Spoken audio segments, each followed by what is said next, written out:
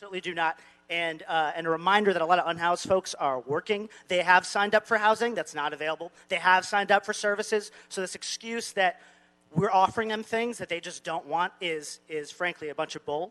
And again, we need to start devoting resources, any extra resources we have, like this $29 million, to things like portable bathrooms, to things like wash stations. And this has to be done. Enforcement is not the way. Anyone who thinks this is a law enforcement problem really needs to rethink this. Thank you so much. Two other names I called, Juana Gloria, Mrs. Huerta. Not seeing them, we'll remove those names from the queue. We have Mr. Fu. I don't see Mr. Fu. We'll take him off, or that person off. And then I have Patricia McAllister.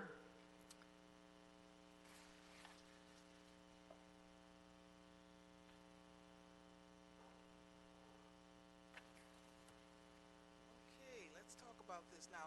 I've been seeing this on different agendas where you want to evaluate the property from here, there. This one's 7621 Canoga Avenue and 682 South Vermont.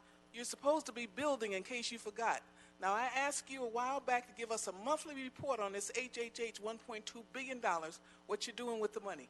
You completely ignore us, but you want to keep building these shelters. We don't need any shelters. We need you to build that housing. Now, I drive around, I have the addresses of all of those HHH projects. I've driven around about 10 and only seen one, well, two now. Mr. President, Herb Wesson, and gentleman over here, O'Farrell. They're the only two that's building. Now, if you're building, Mr. Harris, let me know where it is, but I'm talking about HHH. I think you're looking on the wrong side of the street. Well, I got the address. I've been by your place, and I didn't see anything. You say you're building somewhere else. Tractors and lumber and pipes. You got to go back down there. Okay, I'll go back by there. It's been a while. I'll drive back, and I'll give you, some notification. Let the people know you're doing what you're supposed to be doing. But I don't think we need any more shelters. We need to get that housing moving and fast. I mean, I'm surprised that some of the people around here, they're not building. Mr. Skid Row, who's our? That's Mr. Skid Row. I think we need a black person to be the council person of Skid Row, because he's doing nothing for Skid Row. He wants 60 million to rehab a building. Rehab now, not building it from the ground. That's a waste of time, waste of money. Now, as you know, I've been investigating the city attorney's office because they're getting housing money. They're getting money from home. They're getting money from that home registry program. So they're getting money for the homeless people. And they're running a scam. They claim they have 800 staff, 525 attorneys, about 300 staff people. Now, if anybody in here didn't get suspicious about that, something's wrong with you.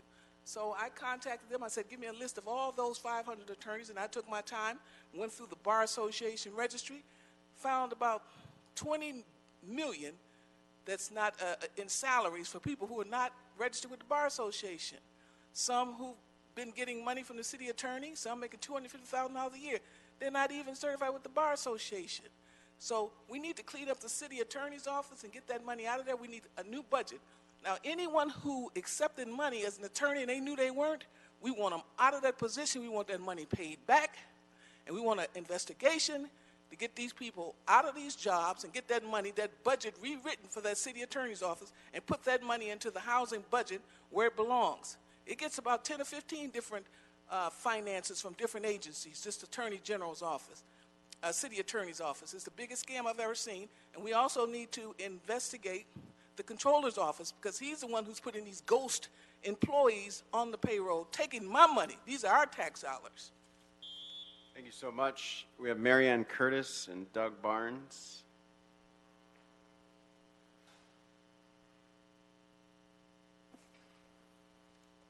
Good afternoon. My name is Marianne Curtis, and I'm with the Freedom Socialist Party, and I also live in Hollywood. The last time I was before your committee, I opposed your moving money for homeless and housing services to the police. And I want to reiterate again, the police need no more money. In Hollywood and Vine, I frequently see like 4 cops surrounding one person. Absolutely a waste of money. But mostly I'm here today to support the bridge housing in Hollywood. also in Koreatown, and anywhere else that can help people that are homeless and in dire straits have a place to live with services. But there has to be a bridge to somewhere.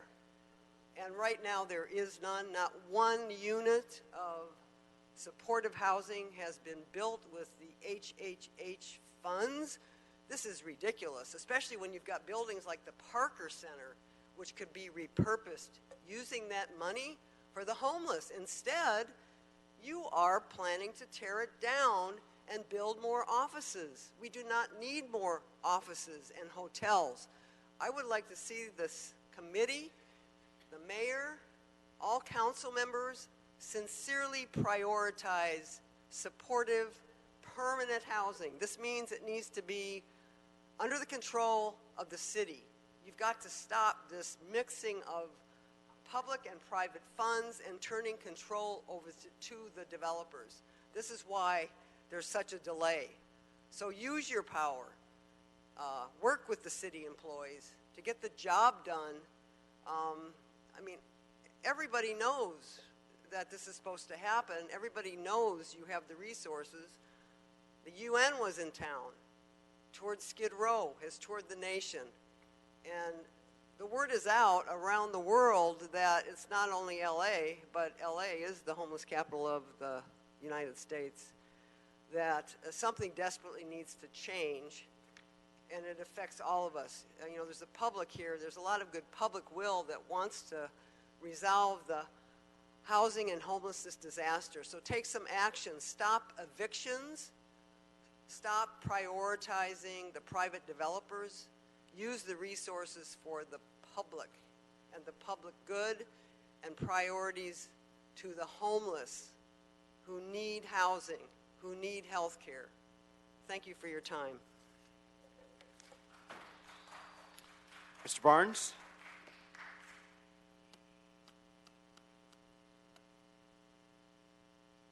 Council members, my name is Doug Barnes. I'm with the Freedom Socialist Party.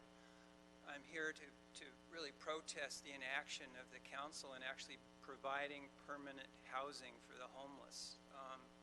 I've seen huge buildings like the Parker Center, which is actually, there's going to be a memorial wake for the Parker Center tonight at 7:30 among activists that wanted it to become a homeless space for the homeless. But that's just one building that could be used. There's others like the West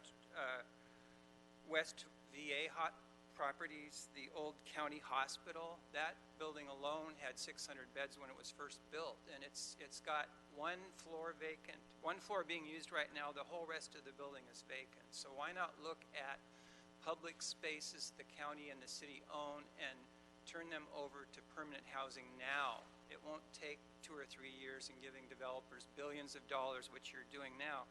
You're spending up to $500,000 and more just on one unit of housing. That is an incredible waste of taxpayers' money, all going to the developers and lining their pockets instead of being used to refurbish buildings we already have. So I think it's outrageous. I think it's shameful. I think it's something that council members need to move on as you provide temporary shelter. But the minuscule amount of temporary shelter you're providing isn't really going to deal with the economic crisis that looms ahead for this country, and more people are going to be on the streets. This is just a prelude of what's going to happen in the next few years. What's happening on Skid Row is going to get much larger. I traveled here down the West Coast and California. All the small towns were having homeless crises. They're putting up bulletin boards in the county seats saying you can't use the bathroom here unless you're on official business, because they don't want homeless people using the bathrooms. I just think it's outrageous that homelessness is not treated as a human right. It's something that the county needs to get on board with and quit wasting our tax money. Thank you. Herman and Wayne.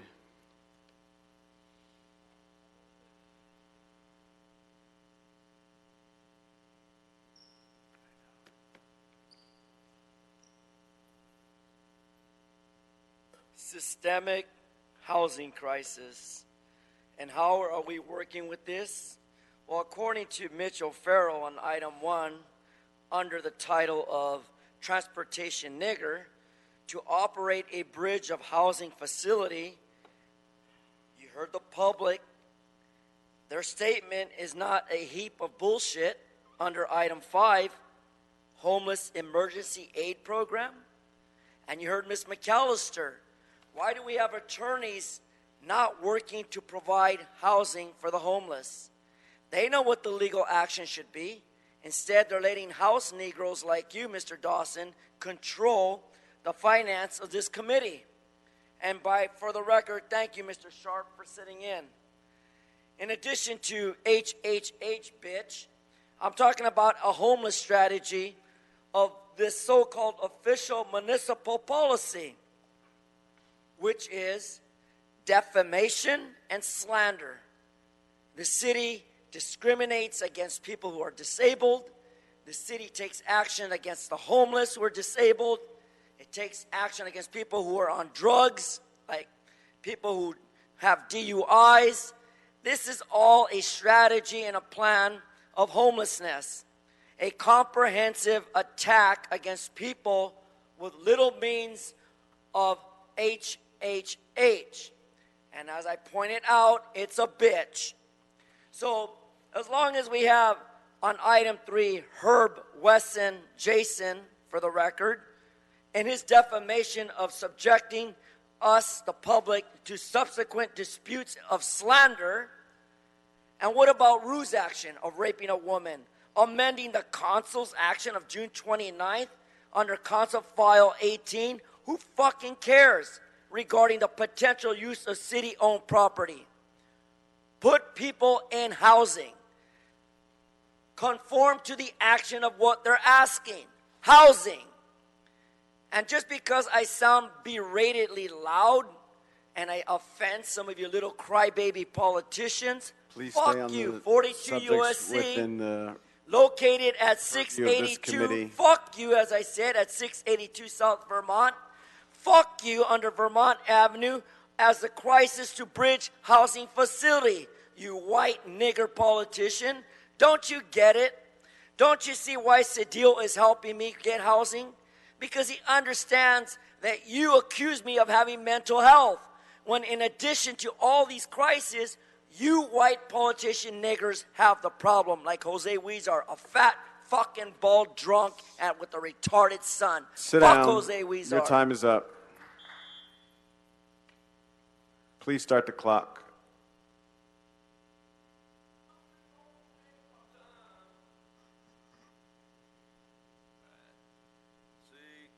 Can't handle it, huh? You can't handle it. Number 3, put it to breast. Put it to deathbed on number 3. That goddamn parking lot stays a parking lot. I went to Koreatown. I stopped it. It's dead. You're not taking our parking lot at 682 South Vermont Avenue. So I stopped you. So what you're doing now is the pimp, Herb Wesson, is going to pimp out number 3 and try to go to Lafayette Park and steal 2 tennis courts from Mr. Cedillo's constituents. That's what he's trying to do on number 3. So please amend the report, Mr. City Attorney, to add that what he's doing with number 3 is community impacts on CD1. So I went ahead and I looked at this shit on number 2 and number 3 to see the 15 council members who are complying with this measure. Gil Cedillo in the 1st District has exceeded the mandate. Good job. Now, you got to go and put it on the ass end of the CD10, which borders his district. You can't do that. It's illegal to move the item over to Lafayette Park and steal 2 tennis courts. You can't legally do it under the motion that you filed. And also, number 2, Mr. Bob in Blumenfield on Canoga Avenue, he don't want that thing. Bob Blumenfield's never going to build any of this shit on any of the lots in the 3rd District, so please close the matter. And number 4, CD5, Peppa Pig. And he don't want it either. Beverly Boulevard, no. He ain't going to build it. He ain't going to build nothing.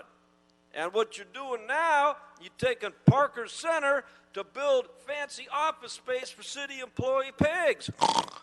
Because Gil Cedillo got screwed and lied to by Jose Huizar that they were going to turn Parker Center into a community asset.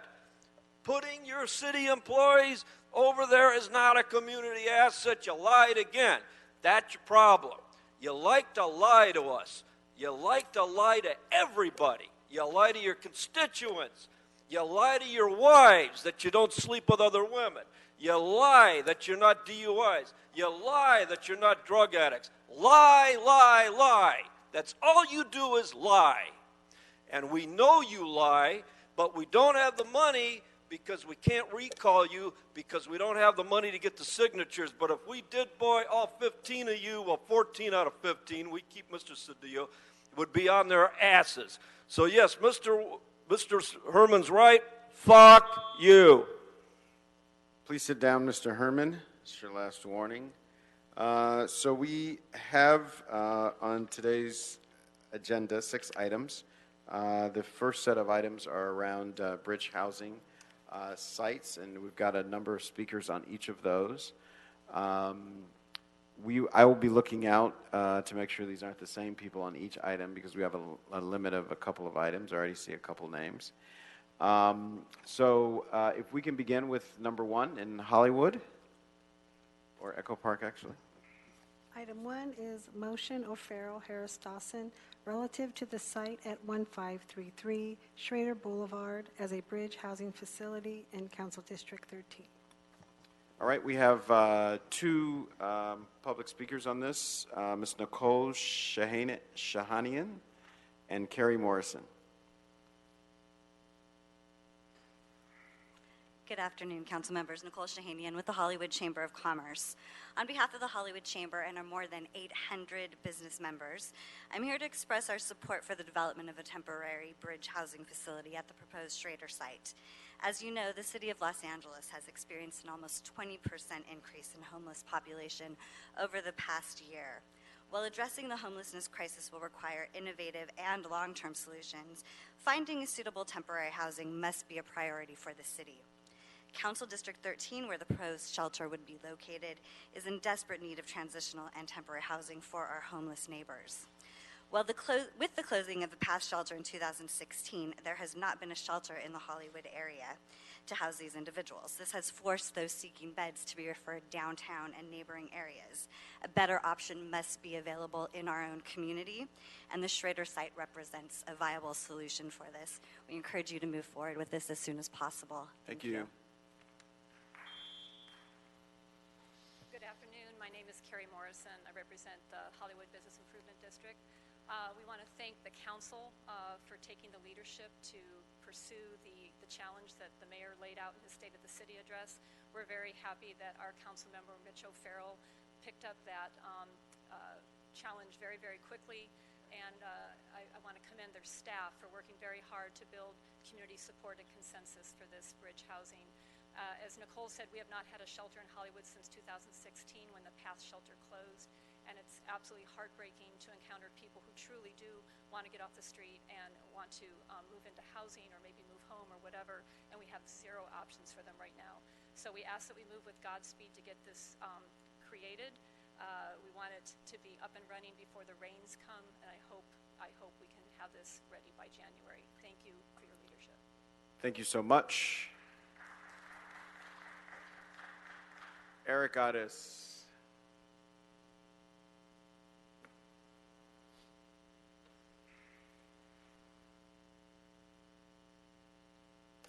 Good afternoon, council members. My name is Eric Otis, and I am the manager of Homeless Systems Change with the United Way of Greater LA. And I'm also here with representing the Everyone In campaign, here to show our support for You're with United Way? Well, can we hold my time, council member? Yes, I was just, that was a bulletin. Please hold his time. Give him 10 seconds more. Should catch up. Congratulations. Thank you, council member. I'm here to, on behalf of United Way and the Everyone In campaign, to show our support for the bridge housing site at 1533 Schrader in Hollywood. We do know that this is a systemic issue. We also know that you council members have shown great leadership in undoing failed policies of the past and looking forward toward a vision where housing and building homes is the permanent solution. But we also know that this isn't going to happen overnight, that this is going to take decades to undo like it's taken decades to create. And so with that said, bridge housing is what's needed. It's also what's needed in this area. As other speakers have said, there isn't a shelter in that community. There's also a wealth of service providers who are looking for options. This will do so.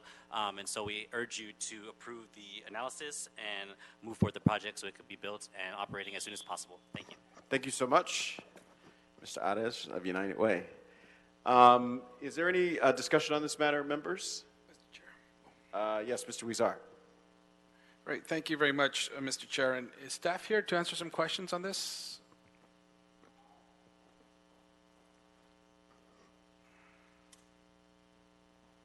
Yes. Yes. Our very own Meg Barkley. Well, I think this is a wonderful thing to see that we are continuing to move with shelters throughout the city. And today we opened up the first shelter under the mayor's plan in El Pueblo. And there's a lot of excitement and anticipation about it. At the same time,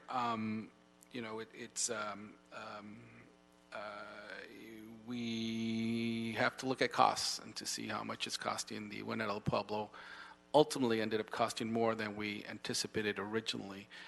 Two things, do we have the costs under control here? Do we know what it's going to cost? We learned from El Pueblo. And secondly, where's the funding coming from? Good afternoon, Meg Barkley, City Homeless Coordinator in the CAO's office.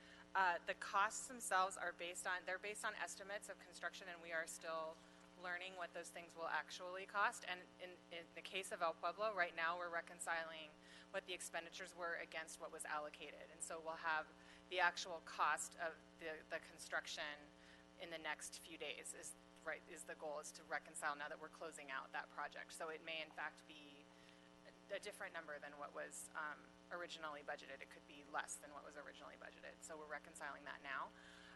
As it relates to the property or the project being proposed for 1533 Schrader in Council District 13, that is also based on estimates the Bureau of Engineering has created based on the costs of the structures themselves and also the costs for city forces to do the construction. There's also contingencies built in so that we don't go over these costs. But it is also a different type of project than El Pueblo, and so I think that we will get a better sense as now this different model because the anticipated structures on this site include a tension membrane structure, so a 60 by 120 foot large structure that's different than what was built at El Pueblo. So as we implement this project, we'll get a better sense of what those types of projects as well will actually cost versus what is budgeted on the front end. So we are definitely, we meet every week to go over both the construction status, and actually now we are going to be reconciling expenditures on a regular basis for all of these projects as they move forward. Where's the funding coming from? Oh, sorry. The funding is for this project at this point is proposed from $1.3 million from the Crisis and Bridge Housing Fund that was approved in the 2018-19 city budget, and the unappropriated balance line item for other types of homeless programs, including augmenting those funds in order to come up to the total project cost of about $3 million. So I think it's about 2.7 that's anticipated or recommended at this time from that unappropriated balance line item. Okay, and in our unappropriated balance, we have $20 million that was approved for shelters throughout the city. That's actually in the general city purposes, the $20 million. Okay, in the unappropriated balance, we have $10 million. That's right. That was intended to go to Skid Row. I had requested $20 million from in this year's budget, given that we have the largest concentration of people who do sleep on the street, not only in LA, but in the country, and that area, as our areas, need particular attention, but the need was so great there that we agreed to allocate $10 million in the inappropriate balance as we're looking for sites there, and we're currently doing that. Is we're not only looking for sites, publicly owned sites that we could build upon some with trailers, but existing structures that we could lease long-term and put the 2,000 people who sleep on the streets immediately in transitional shelters. So do we anticipate tapping those $10 million? I was told that we were. For this project? Yes, for this project, the balance of the project cost we're recommending at this time from the unappropriated balance line item, which had a long list of potential uses when it was originally, including Skid Row, when it was originally recommended, and that was the other source that was available at the time the motion was introduced in order to meet the full project cost. Okay. And I fully support this project here in Hollywood, as I mentioned, and I want to congratulate and thank Councilmember O'Farrell for his hard work. He's been actively looking to find locations in the area.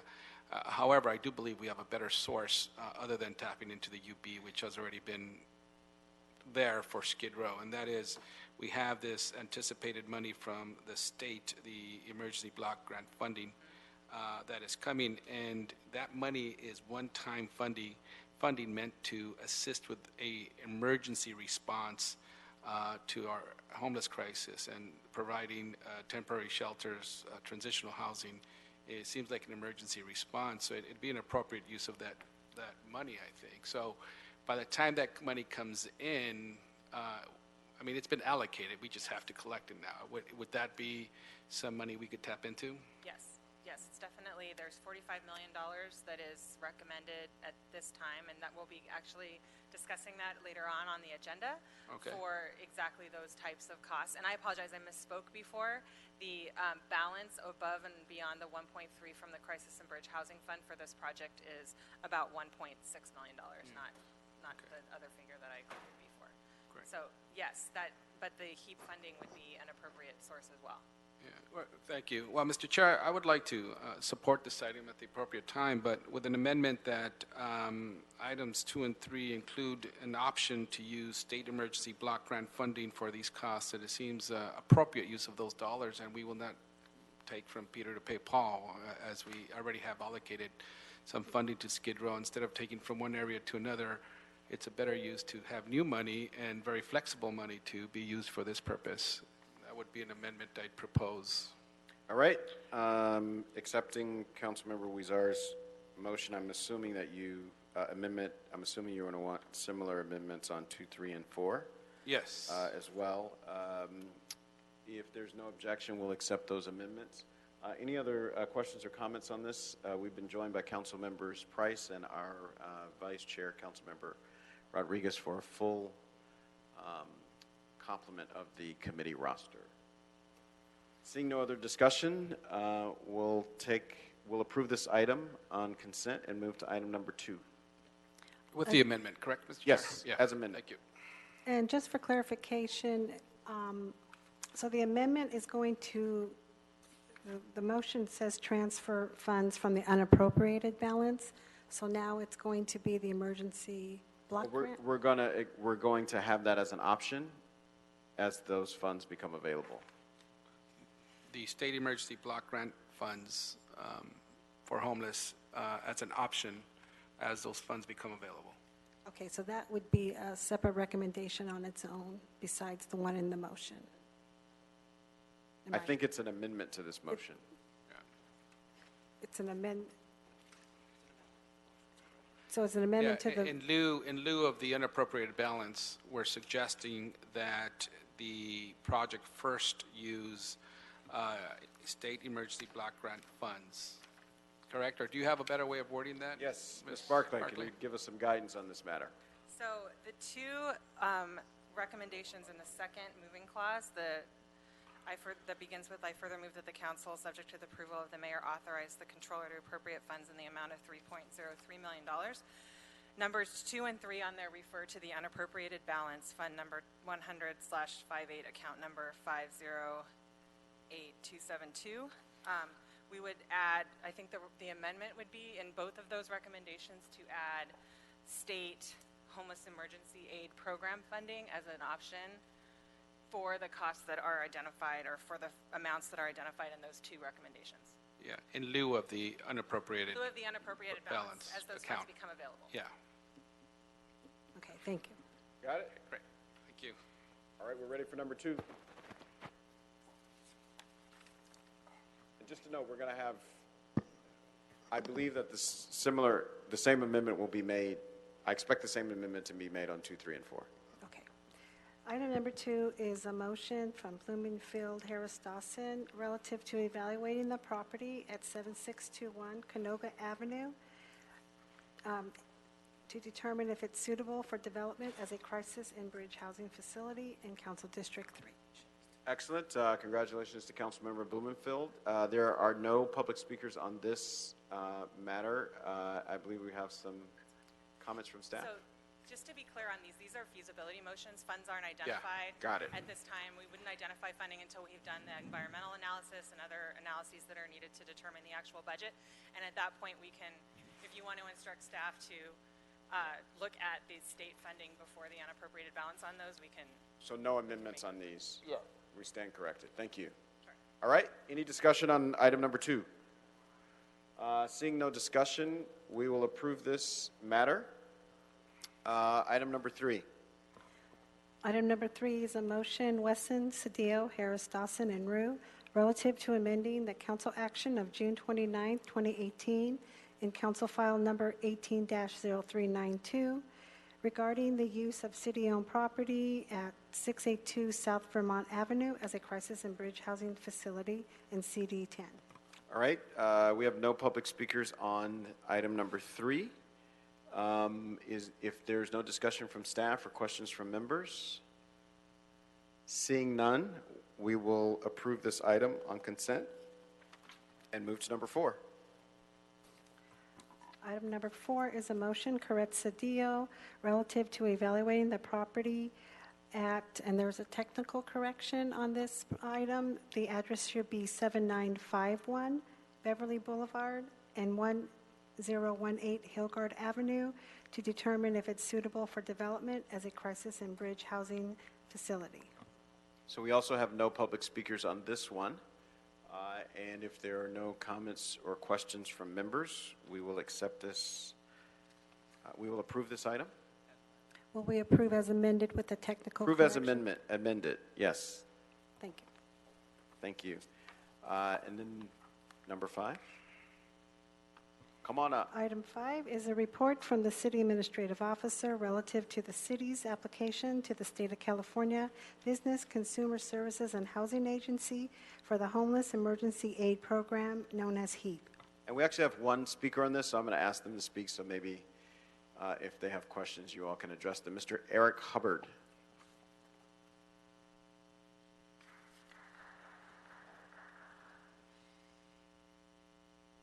Good afternoon. My name is Eric Hubbard. I'm the Development Director for Homelessness, Inc., a Boyle Heights-based nonprofit that provides a complete continuum of care for youth experiencing homelessness.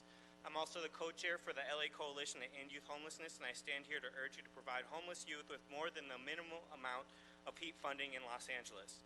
In your June 27th motion, the Homelessness and Poverty Committee proposed to dedicate $5.75 million of the city's $85 million for youth homelessness, but today the funding has been reduced to $4.25 million, the minimum amount allowed by the state. Hoveness and other youth providers throughout the city are creating solutions for our most vulnerable youth. Our youth are incredibly resilient, and housing is a tool that helps them recover from trauma, create a vision for themselves, and leave homelessness behind. If we want to prevent youth from becoming the next wave of chronically homeless adults, we must give them more than our minimum effort. I urge you to reconsider this amount and restore youth funding to $5.75 million. Thank you very much. Thank you so much. All right, this item concerns the emergency funds we spoke of in item number 1. And this report is from the CAO's office regarding our disposition in that regard. Good afternoon, Yolanda Chavez with the CAO's office. Meg Barclay, City Homeless Coordinator in the CAO's office. Again, good afternoon. This report outlines the recommended activity categories for the city's application to the State Homeless Emergency Aid Program, or HEAP, and the funding approval process for the use of these funds. As you know, the city is set to receive $85 million, a little bit over $85 million in one-time funds to provide immediate assistance to people experiencing homelessness. The eligible uses for these funds are very flexible: capital, operating support services, emergency aid, and services for youth. However, enforcement programs and sanitation costs are not eligible for funding. The grant requires that we set aside a minimum of 5% to meet the needs of homeless youth or youth at risk, and administrative costs are capped at 5%. The state application process actually opened today, so as soon as this report is approved by council and mayor, we would submit the city's application. Once we submit the application, the state estimates that we would have the money available within 60 days, so we would really like to do that quickly so the money will be available. As part of the application process, we have to define the activity categories that we will be using the funds for. And what we did in the report, both in the recommendation section and on page 3, is we try to align the activity categories with the motion that is attached to the report that was actually mentioned by the speaker, to align those categories. Now, the difference in the amount that he mentioned, within the youth minimum set aside, we can definitely do more than 5%. There is no requirement that we only do 5%. It's just a minimum. But, and so anything we do in terms of capital expenditures or any other programs would be counted against the 5%. The difference in the amount between what we're proposing in terms of the state, because we need to provide at least the minimums. During the program year, if we want to reprogram within those categories, we would be able to do so. But the difference in the amount is that in the motion, it was assumed that the minimum was also for youth, homeless youth that are within a family unit, and the minimum set aside is for homeless youth that are not accompanied by adults. So that is the difference in the amount. But again, it's just a minimum. We can spend more than the 5% set aside for youth services. So again, we try to align the categories. They're very broad. The state doesn't require that we submit specific projects, but just the activity categories. The other key recommendation in this report is the funding approval process for these funds. In terms of the bridge housing projects, what we recommend on page 4 is that we continue to use the site feasibility motion that is introduced by the council office as a point of initiation for the funding process for these projects. Also on page 4, we've outlined the projects that are currently under review for bridge housing sites. For all other proposed funding or activities, on page 5, we outline... Excuse me. You cannot hold up a sign, Herman. One more time, we're done. On page 5 of the report, we outline the 2 other ways we would expect to receive funding request. One would be through the council office initiating a funding request, and the other through a city department, including the Los Angeles Homeless Services Authority, that could be able to initiate a funding request.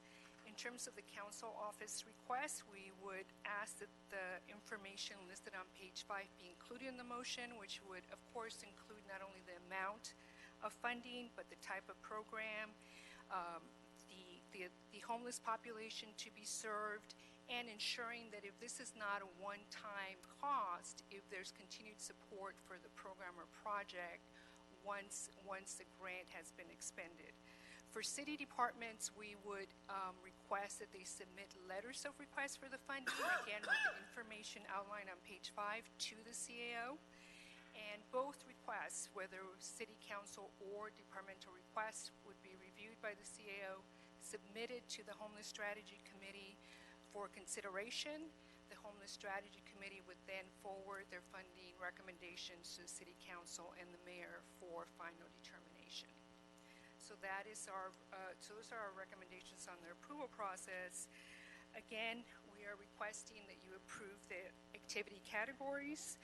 that we would be submitting as part of the application to the state, that you direct us to submit the application to the state as soon as this report is approved, and that you approve the funding approval process as outlined in the report and designate the Homeless Strategy Committee as the governance body for the grant, and the city administrative officer as the grant administrator. And then, of course, we also request that you authorize us to set up a special fund for the grant and the accounts that we would use based on the activity categories to receive the grants and disperse the grants. And with that, we're available to answer your questions. All right, questions, comments? I'll start to my far left, Mr. Price. This is a important step. I too was just curious about the youth, the allocation for youth. And I guess you referenced the fact that while this is the minimum, we can move it around within these categories subsequent to after we've received it. Is that correct? Exactly. So, for example, if you were going to provide capital for a shelter for youth, we would, again, make sure that that was counted for a commitment to youth services. So that would increase that could increase the minimum beyond the 5%. So anything else that is done for youth within these activity categories would be counted for youth services. But because there's a set-aside, when we apply, we have to outline that set-aside for the state. So because we have to use at least $4.2 million for youth services. And these funds have to be expended by a certain date?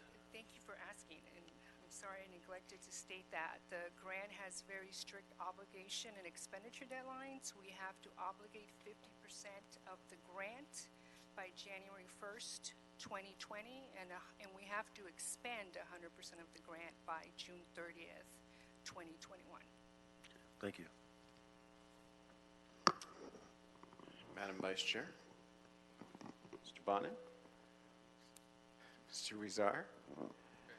Excellent. So I believe that concludes discussion on this item. So I'd move that we approve the CAO reports with a couple of amendments. One that we make the change that you all asked for to designate the Homeless Strategy Committee as the oversight body. And then two, relative to the city's process to distribute HEAP funds, instruct the CLA to prepare the motions for council, office funding request, and that the motions include the balance of the grant funds. So with those amendments, hearing no objection, we'll approve those items, or that item. And move to number 6. Item number 6 is a report from the City Administrative Officer relative to the recommendations to enhancements and new framework for city's comprehensive homeless strategy. All right, and we have one speaker on this one. So before you guys get started, Mr. Paul Dumont.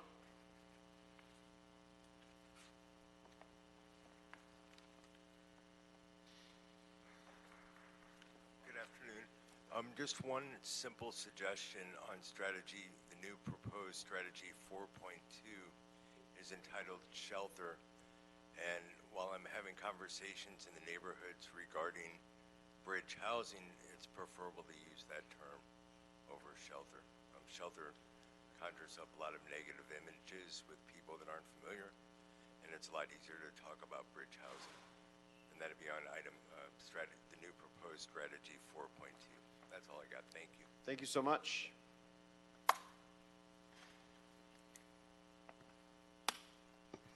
Good afternoon, Meg Barclay, City Homeless Coordinator in the Office of the CAO. So as you recall, back in September of 2017, the county released an RFP for cities to apply for funding to either create a new strategy to address homelessness or to update an existing strategy, and the council and mayor authorized the CAO to apply. We were eligible to apply for up to $70,000, and those funds were awarded, and we were able to engage a consultant to do that work. The application and the request for the application or authority to apply was really based on a lot of changing circumstances since the strategy was first adopted in February of 2016. Most notably, Proposition HHH adoption by voters about 6 months, 7 months after the strategy was adopted, and Measure H adoption shortly after that, countywide measure to it with funding for services. Additionally, the increase in the unsheltered and total homeless population in the city of Los Angeles at that time had risen 20% since the strategy was adopted in 2016. Also, the strategy itself, really, strategies in general really should be living documents, and the strategy itself anticipated yearly updates to adapt to changing circumstances and strategy assessments. So this work was really very consistent with what the council and mayor had in mind when the strategy was adopted in 2016. So we engaged a consultant to review and assess the strategy itself, to interview strategy leads, and to make recommendations to enhance or streamline the CHS based on the circumstances that we are facing now in 2017, well, 18 by the time the study began.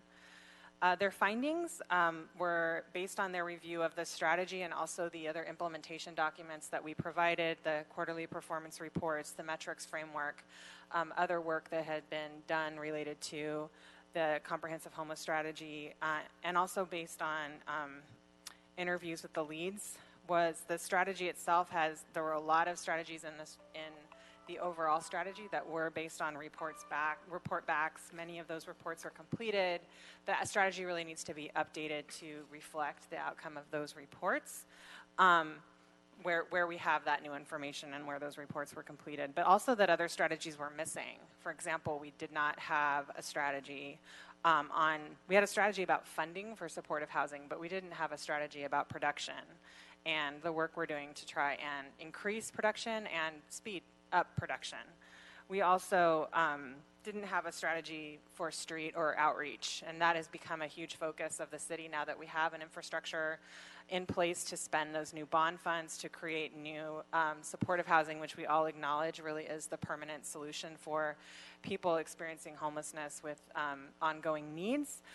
Those units take a while to get ready to fund and then to actually fund and construct, and we needed something in the meantime to be able to offer to people while those permanent units come into place.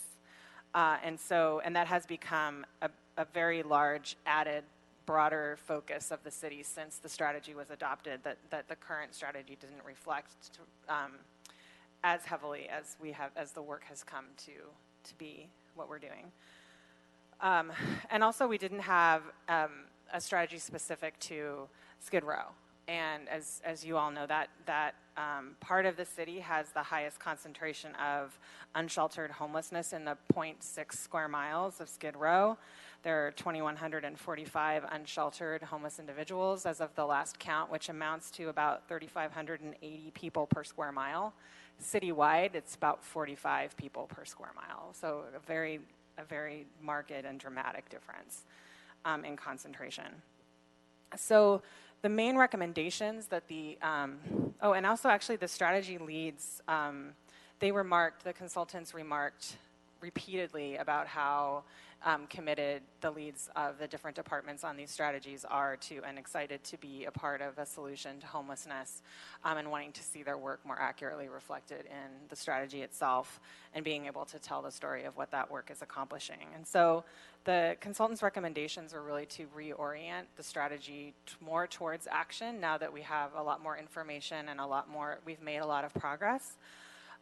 So the recommendation is for a new framework, which is in attachment 2 to the report. So that's this graphic. Basically combines the original, and now there's 62 active CHS strategies, combines them into about 16 functional categories of strategies or consolidated strategies, without losing the detail or the focus of the original strategy, but does allow the strategy to more accurately reflect the major components of work the city is doing and should be doing to address homelessness here in the city of Los Angeles, and the partnerships that are needed with the county and with LAHSA. So The goal is to more accurately reflect, as I said, what we are doing and what we can do. What are the tools that we have in our toolbox, and what do we need to generate more and stronger and continued partnerships in order to accomplish. It's also a more straightforward framework for reporting and assessing progress. With fewer variables to look at, we can get a better picture of what it is that we're doing, where we are, and where we should be. And also allowing us to feel, better tell the story of what the city is doing. There's a tremendous amount of work going on, and a lot of progress being made, and this framework will allow us to more accurately tell that story as we move forward. So today what we're requesting is approval of this framework so that our next steps would be to work with the strategy leads themselves to develop strategy briefs similar to the briefs that are in the current comprehensive homeless strategy, the one or two pagers that describe each individual strategy. So once the framework is approved by the council, the CAO will work with the leads, and they'll be provided with a template for the briefs themselves. And the content of the briefs is described in the report on page 4. They'll be provided with some pre-populated information, so such as the goal of the strategy, the original strategies included in the consolidated strategy, if there are new strategy components, what those would be, who the participating departments are, and the metrics to track progress. So those are metrics that they have already generated in the existing framework. We don't want to lose that detail, as I was saying before. The latest quarterly performance report has the first 4 quarters of continuous metrics data collection across that framework, and we want to be able to continue to be able to look back even as we are looking forward and getting new information every quarter. And but also give the strategy leads an opportunity to use the briefs for the original strategies that are being consolidated into this recommended framework, but to generate an updated description of the ongoing work that they're doing and the action steps that they think that they should be taking going forward. So we would undertake a process if the framework is approved, of working with the leads to generate these briefs. We would return to the Homeless Strategy Committee in October with the full new strategy, which would include a new executive summary, demographic data, and the new briefs, a new strategy document, and work with this committee to hopefully get approval in November, by November 30th, which is when the updated strategy is due to the county.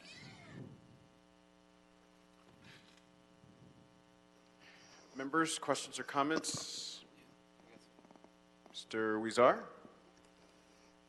Great. Thank you very much. And first of all, thank you for doing this work. And yes, the timing is right. It's always a good time to update our strategic plans. And given that this is the city's first, we should definitely be looking at it from time to time. And lots of things have changed. Not only has, as you mentioned, the overall homeless population grown, but there are different funding sources, and there's just a whole lot more attention to us addressing it. So I thank you for the work you've been doing this. My first concern or issue is that we put a lot of work into the initial strategic plan, and we adopted some guiding principles that kind of lay out the overall approach that we're taking, and one of them is embracing housing first. And there's other things in there like connecting shelter to long-term housing, balancing the rights of people on the streets with our need to keep our streets clean and open, accessible with ADA, et cetera. And I look at those guiding principles as kind of our constitution of the strategic plan, that that we shouldn't change them so easily, right? And so I just want to put it out there that if we are going to change your guiding principles, you have to really underline that, highlight that, and let us know, look, we're going in a different direction in terms of our overall strategy, right? Because that's like our constitution, the guiding principles. So I just want to ask that we could do that. I mean, if we could just be very careful if we are changing the guiding principles. If we are, let us know. The rest of the strategic plan, everything else that we're doing there, that's kind of more like, implementing those guiding principles and a bit more flexible, I think. Yeah. Right? Yes, and I don't think the intention is to change those guiding. Housing First is baked into all of the work that's being done from outreach all the way to placement. And I think the other, no wrong door, I think the way that this strategy is, this new framework would really continue that, to be able to engage both LASA and the other departments that interact with the homeless population on the front lines in how is that a part of the work that we're doing, and how can we continue to get better at that. Okay. And I would actually echo that we don't want to lose key information in the current plan, especially the guiding principles. But as you said, housing first, but yet we didn't have a production goal for supportive housing. So it's really, I think you should consider this an enhanced plan, Yeah. more than a new one, right? Okay. It's really just updating what we're doing based on the changing conditions. Okay, thank you. And secondly is I'm happy to hear that there would be a new focus on Skid Row, and particularly enhance what we didn't really focus on it in our initial strategic plan. But as you noted, Skid Row, the needs there, Skid Row needs a focus of attention and resources that is unique because of the scale of the problem and the concentration of homelessness. So I'd love to see that, but really I would hope that we look at Skid Row as something that we could really do a transformative approach. I wouldn't want to see something come back that we have proportionate ratio of resources deployed, which has been the case. I mean, it's hard to believe that even today, although most council members would agree, in the conversations I hear, that we need to put resources on as needed, on a need basis, and not so much equally divided. But yet, this past year, we had to change that practice in our Bureau of Sanitation in terms of encampment cleanup requests, and we were equally dividing the requests that go into sanitation. Now they've changed that, but it's surprising to me that we're doing it this late in the game. So we definitely have to pay attention to the need there, and also I hope that we don't assume a plan that brings back the status quo. At the end of the day, I think if we do our job well, a Skid Row shouldn't even exist. And that's the transformation I'm talking about, is that to find ways that we just transform the area and not just status quo, and we really get a lot more creative. And to look at housing with permanent affordability as an alternative to the street, and to find other ways to not segregate Skid Row and continue practices of segregating Skid Row and treating it any special than the rest of the city. I think that's one of the reasons we keep going down this spiral, is that we keep finding excuses and reasons why we should let Skid Row be Skid Row. But we should transform and transition into a possibility where it doesn't even exist, because we treat it the same way as we were treated any other part of the city. So I'm just asking that as we move forward, really think transformatively about Skid Row and not continue past practices of continuing to segregate it, and that we do not assume the status quo. So just putting that out there for Skid Row. Thanks. Thank you. Mr. Bonin. Thank you, Mr. Chair. Thank you, Mr. Huizar, for your questions and comments, too. Thank you, Meg and Yolanda, for the presentation. There's a lot about this I like the concept of. I like the idea of streamlining. I like the idea of simplifying. I like the idea of being more action-oriented. But I got to say, there's a lot of this I'm very wary of as well. And I'm wary of it because of some of the methodology. So something that's very foundational to what you're doing. And I discussed this with Meg a little bit earlier today. This process is very inward-looking. This is a process that is trying to streamline or update or enhance or redefine, pick whatever word you want, something that was the product of extensive hearings with numerous stakeholders from groups as diverse as LA Can and homeowners associations and the United Way and service agencies and neighborhoods. All of those helped shape a plan over a long period of time. And this is pretty insular. this is, the room isn't as filled as it was before. I don't think most folks are engaged on this. And, I absolutely love our city employees, but I really have serious problems with our city bureaucracy. And one of the most powerful and frequently invoked forces in government is the bureaucratic veto. And it happens all the time to every elected official. Something doesn't happen because the bureaucracy has decided through inaction or inertia to not do it. And what concerns me about the strategy leads shaping this is that the strategy leads in many ways are the group of people who are furthest from the reality of the street. They don't hear as often as elected officials do. They're not as close to the situation as the service agencies doing the delivery and the outreach workers, and they're certainly not as close to the problem as people who are homeless. So even just the circle of the service agencies is a bit skewed. I know as I've been doing outreach about the bridge housing in my district, the feedback I get on design, on programming, from people who are homeless is vastly different than what I get from the agencies that might seek to manage it. One is seeking to live there, the other seeking to manage it. And so I'm really concerned that this is primarily shaped through feedback with internal from the policy leads, because if what we're asking the policy leads is, well, what's doable, or what do you think we should lead on, there are things that we may find vitally important that just may really be particularly challenging or a pain in the ass or underfinanced from the perspective of a policy lead. So it gets shunted, and it might be the most important thing we need to do in that category. So I want to know how we plan, not after October, I mean between now and when you want to bring this back, if this is what you want, how are we going to engage to start and then continually the other levels, the service agencies and importantly the people on the street? Because I want to know what people on the street are thinking about how we're doing and how the agencies are doing. And we can't trust the agencies to give us that answer either. We have to hear from the people on the street.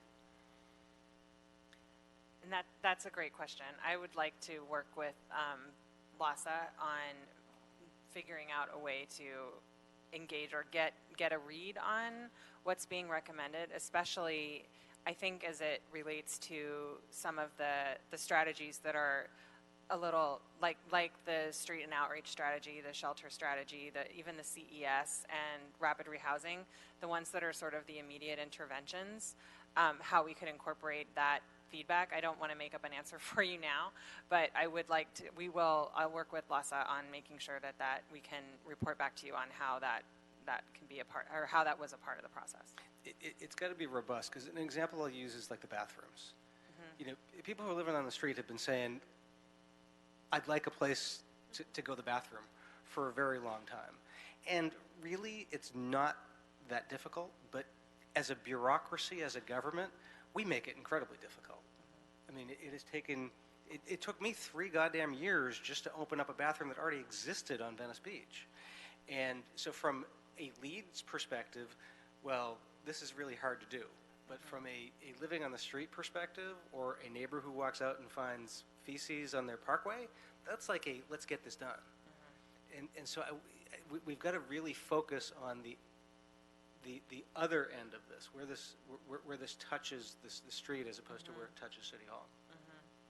I guess I would add that, the intent, because your concern is we don't want to lose what, the strategies where folks had a lot of input, especially the people being served. And so the intent here is not to lose that. And I think as Meg said, if we focus on those strategies that actually are serving the people on the streets, like the outreach strategy, and shelter, right? Because the other strategies, if you look at our current strategies, really things like, what planning is doing, right? To help us expedite the development of housing or housing production, which is really led by the funding we have and by developers coming forward, right, with sites. So I think as we come back to you on the plan for that outreach, we could break those out. I think that would that may be helpful. Okay. Okay. You want to do it now or you want me to? No, go ahead. I get two more points. One is I think fundamental to the next step of this has got to be, and you guys have heard me drone on about this at a few hearings now, it can't just be metrics of, okay, we provided 300 more shelter beds this year, because that tells us nothing.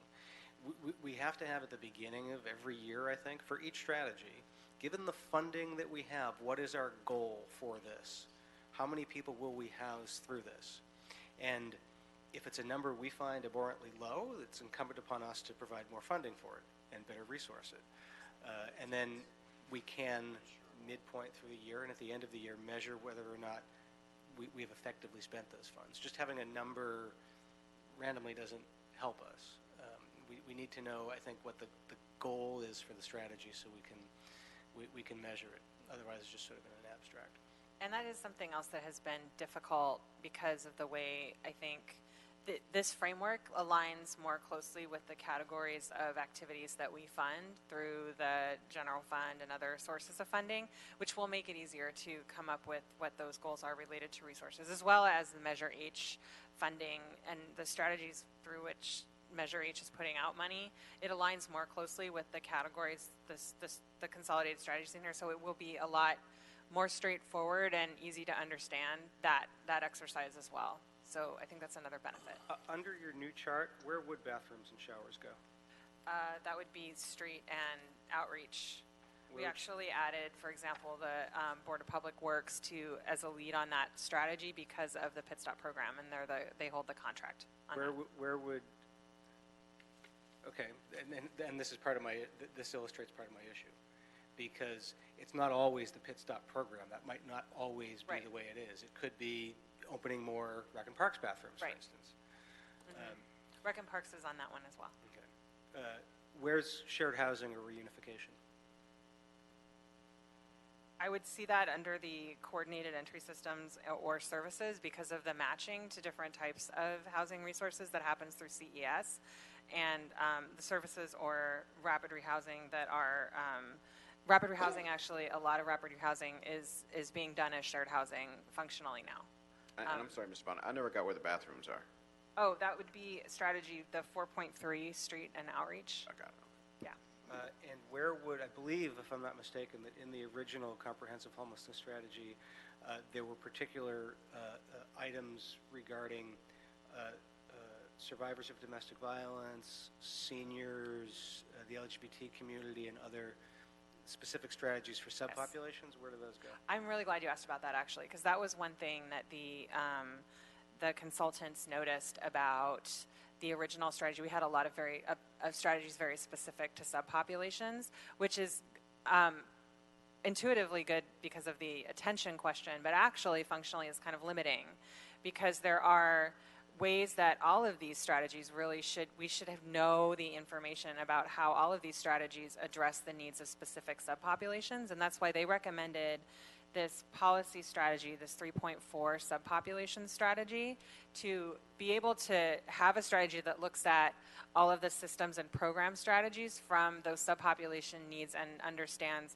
how all of this work is being done and how it accommodates the needs of specific subpopulations where necessary. If you're saying that every plank or point will have a metric of accountability to serving seniors, okay. But if there's no one thinking centrally about how are we addressing the issue of the increasing number of seniors who are homeless, and thinking comprehensively, then we lose a lot. So where does that get dealt with? That's exactly what this is meant to accomplish, is to be able to say within this, seniors is a subpopulation within this strategy, to be able to say what are the needs of seniors, why are we seeing, how are the programs and systems that are going out under that category, how should they be accommodating those needs to be able to address them? And who's tying together rapid rehousing for seniors and prevention and diversion for seniors? That's really so the leads under prevention and diversion and rapid rehousing we would be asking, basically, they'd have to be working together with the leads under subpopulations if there are recommendations for how those programs should be changed or better understood for the needs of those different subpopulations as seniors, as an example. So one thing I think you need to think about before you come back is I think that loses accountability for seniors, just to extend the example. Because nobody's main responsibility is the equivalent of Laura Trejo's. There's somebody who's thinking about seniors in rapid rehousing, and there's somebody who's thinking about seniors and prevention and diversion, and they might talk to each other once or twice, but it's not a comprehensive accountability on that issue. So we can come back and make sure that we're able to describe how that's addressed. Thanks. And my final thing is, I totally agree with what Mr. Weezer was saying about how we need to have a specific strategy to address the problem of overconcentration in Skid Row.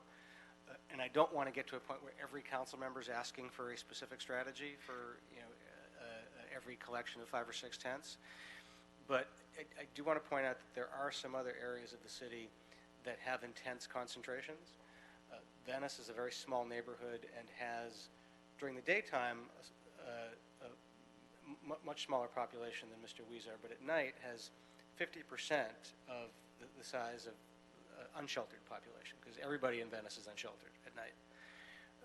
So I'd like to think about whether or not, separate from Skid Row, because I don't want to dilute that, there needs to be a specific strategy that looks at areas of intense concentration, whether it's you do it by a number or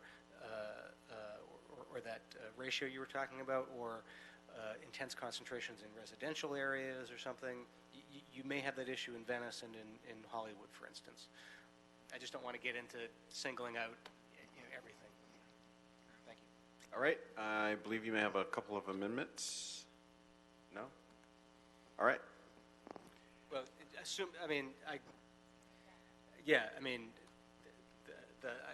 the things I had suggested, I didn't think I needed to make an amendment because they agreed they were going to incorporate that. Okay. Yes, okay. we'll make sure to incorporate those into the report back on the strategy. All right. Okay. Any other questions, comments?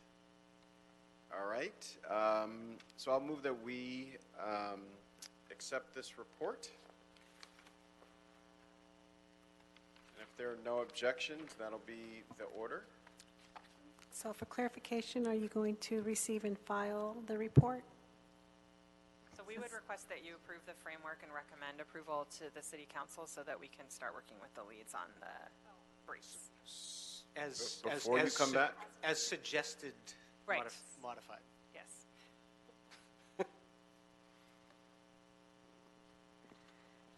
I'll second Mr. Bonin's motion. Hearing no objection, that'll be the order. Thank you. Okay, so for clarification, could you please repeat that?